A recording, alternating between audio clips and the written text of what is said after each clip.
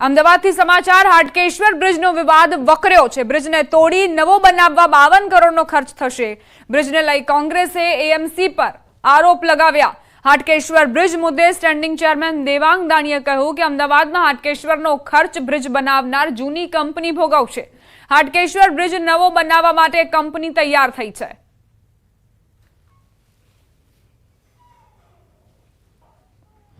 જે પણ બ્રિજનો જે ખર્ચો થવાનો છે 52 કરોડ 44 રૂપિયા નવો બ્રિજ બનાવવાનો સ્પાન સાથે અને 7 થી 8 કરોડ રૂપિયા તોડવાનો, આમ ટોટલ જે કોસ્ટ છે 52 કરોડ રૂપિયા। એ તમામ કોસ્ટ આપણે વાત કરીએ કે જે કંપનીને બ્લેકલિસ્ટ કરી છે, જે કંપની પાસે જેને બ્રિજ બનાવ્યો હતો 17ની અંદર અને 19ની અંદર સ્ટ્રક્ચરમાં ખામી થતાં એ બ્રિજ આપણે બંધ કર્યો, તો એ કંપની પાસેથી આ તમામ જે ખર્ચ છે એ વસૂલવામાં આવશે। અમદાવાદ મહાનગરપાલિકાએ વસ્ત્રાપુર ફૂડ કોર્ટ બનાવવાનો નિર્ણય પાછો ખેંચ્યો। વસ્ત્રાપુર લેકના વિકાસ સાથે વસ્ત્રાપુરમાં આવેલા એમ્ફી થિયેટરને તોડીને 5.5 કરોડના ખર્ચે ફૂડ કોર્ટ બનાવવા માટે એએમસીએ આયોજન કર્યું હતું।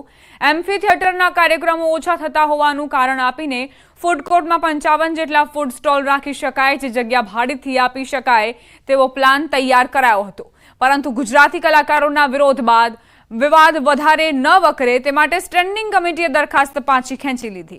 હવે વસ્ત્રાપુર ફૂડ કોર્ટ નહીં બને, પરંતુ આ જ એમ્ફી થિયેટરને વિકસિત કરવામાં આવશે।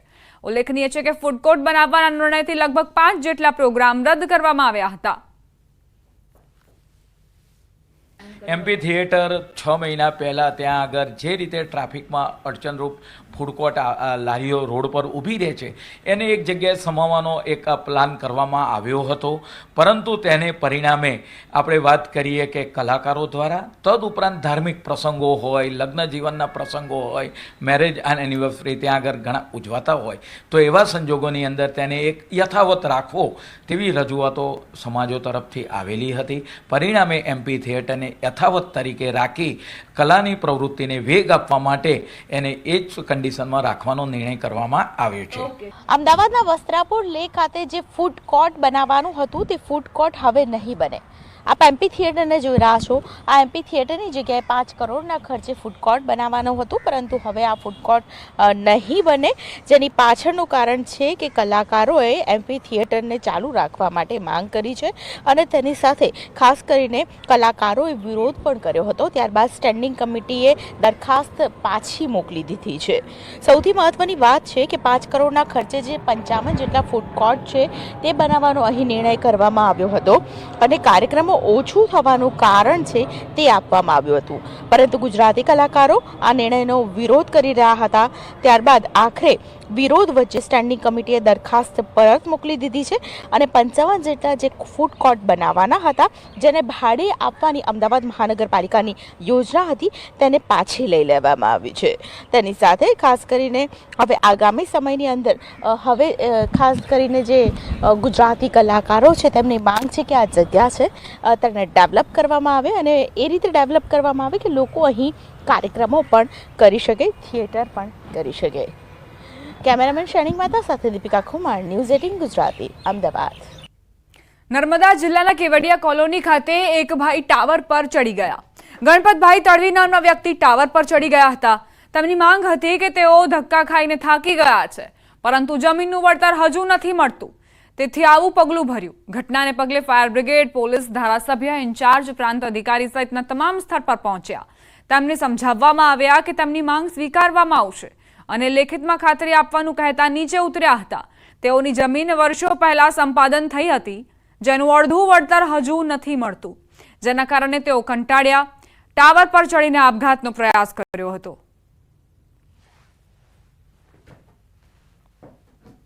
બદલામાં જમીનની અથવા તો જમીનના સાથે ન જોઈએ તો વળતર આપવું, એ જે રોકડ રકમની માગણી હતી તે એમની અનેક રજૂઆતો થઈ છતાં પણ આજ દિન સુધી આ બાબતનો કોઈ નિર્ણય કરવામાં આવ્યો નથી। એ હતાશાને લઈને એમણે પોતે એક ટાવર ઉપર ચડીને આત્મહત્યા કરવાનું એક પગલું ભરી લીધું।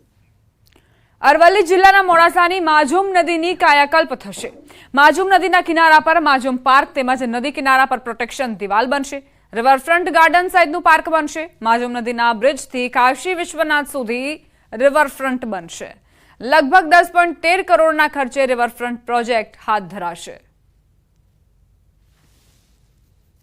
નયન રમણીય જે બનશે, જે માજુમ રિવરફ્રન્ટ તરીકે ઓળખાશે અને જેની લંબાઈ 360 મીટર હશે. જે માજુમ જે બ્રિજ છે ત્યાંથી તે કાશી વિશ્વનાથ મંદિર સુધી એની લંબાઈ છે એટલી મળશે 360 મીટર અને જેનો અંદાજિત ખર્ચ 10.13 કરોડની આસપાસનો એનો ખર્ચ થશે. દિવાળી પર ઘરે જવા માટે સરળતાથી મળી રહેશે એસટી બસ. જી હા, સરકાર દ્વારા દિવાળીના તહેવારને લઈ એક્સ્ટ્રા બસો મૂકવામાં આવી છે. ગૃહ રાજ્યમંત્રી હર્ષ સંઘવીએ આ અંગે માહિતી આપી. સૌરાષ્ટ્ર ઉત્તર ગુજરાતના શ્રમજીવીઓ સુરતમાં મોટા પ્રમાણમાં વસે છે, ત્યારે દિવાળીના તહેવારને લઈને પોતાના વતન જવા માટે તકલીફ ન પડે એ માટે રાજ્ય સરકારે સુરત અને અમદાવાદથી એક્સ્ટ્રા બસોનું આયોજન કર્યું છે. તારીખ 24 ઓક્ટોબરથી લઈને 27 સુધી 2200થી વધુ બસો દોડશે, જેમાં સૌરાષ્ટ્રની બસો વરાછા રોડ પર ધારુકા કોલેજના ગ્રાઉન્ડમાંથી ઉપડશે, જ્યારે લાભ પાંચમ સુધી અમદાવાદની બસોનું સંચાલન સુરત સેન્ટ્રલ બસ સ્ટેશનથી થશે. આ સાથે કોઈ પરિવાર કે સોસાયટીમાંથી આખી બસનું બુકિંગ કરાશે તો તેમને ડોર ટુ ડોર પિકઅપ અને ડ્રોપની સુવિધા આપવામાં આવશે. વધુમાં ગૃહ રાજ્યમંત્રીએ માહિતી આપતા કહ્યું કે જો વધુ બસની ડિમાન્ડ હશે તો હજુ એક્સ્ટ્રા બસ દોડાવવામાં આવશે. દિવાળીના તહેવારમાં મારા રાજ્યની માતાઓ બહેનો પોતપોતાના પિયરે પરિવાર પોતપોતાના ગામ જઈ શકે તે માટે 2200થી વધારે એક્સ્ટ્રા બસોનું આયોજન કરવામાં આવ્યું છે. સૌરાષ્ટ્ર તરફનું એક્સ્ટ્રા બસોનું સંચાલન ધારુકા કોલેજ વરાછા રોડ ખાતેના મેદાનમાંથી કરવામાં આવશે.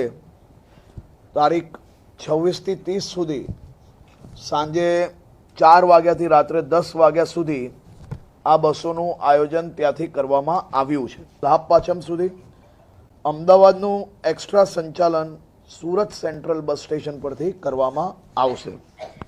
એક્સ્ટ્રા બસો અહીંયા બી સાંજે 4થી રાત્રે 10 વાગ્યા સુધી દોડાવવામાં આવશે. ખાસ કરીને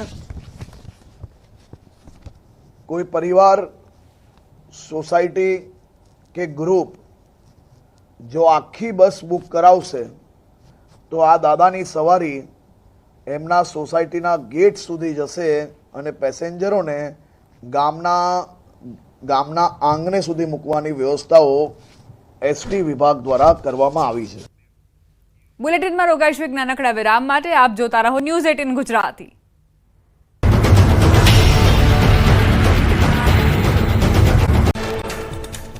મહીસાગર પોલીસે કારમાંથી ઝડપી પાડ્યો એમડી ડ્રગ્સનો જથ્થો. મધ્યપ્રદેશથી ગુજરાતમાં કારમાં કરાઈ રહી હતી ડ્રગ્સની હેરાફેરી.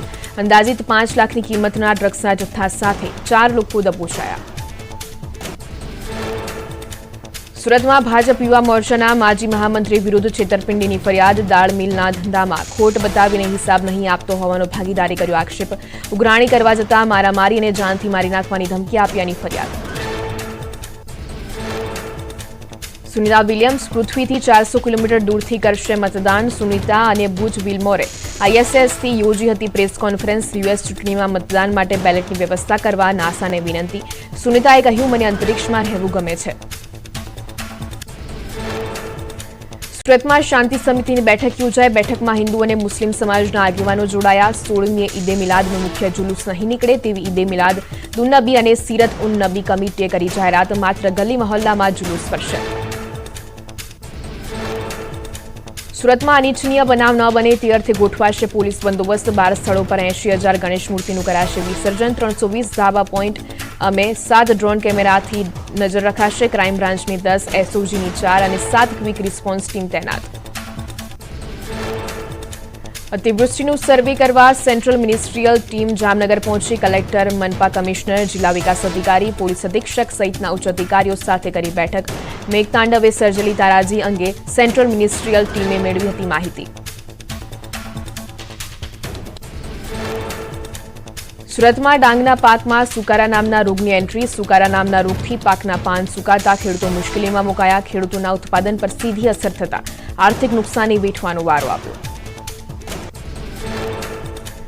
વકફ બોર્ડ બિલને લઈને હિન્દુ સંગઠનો લોકોને કરી રહ્યા છે જાગૃત. જાહેર રસ્તાઓ પર QR કોડથી મોકલાવાઈ રહ્યા છે લોકોના મંતવ્યો.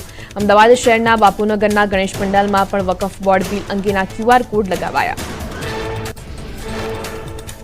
વકફ બોર્ડના કાયદાને લઈને ગિરનાર પર્વત પર આવેલ કમંડળ કુંડના મહંત મહેશ ગીરીએ આપી પ્રતિક્રિયા. કહ્યું, વકફ બોર્ડના કાયદા સામે હિન્દુઓએ એકજૂટ થઈને લડવું પડશે. દરેક લોકોએ એપ્લિકેશનનો ઉપયોગ કરીને સમર્થન આપવું જોઈએ. દરેકનું યોગદાન જરૂરી છે.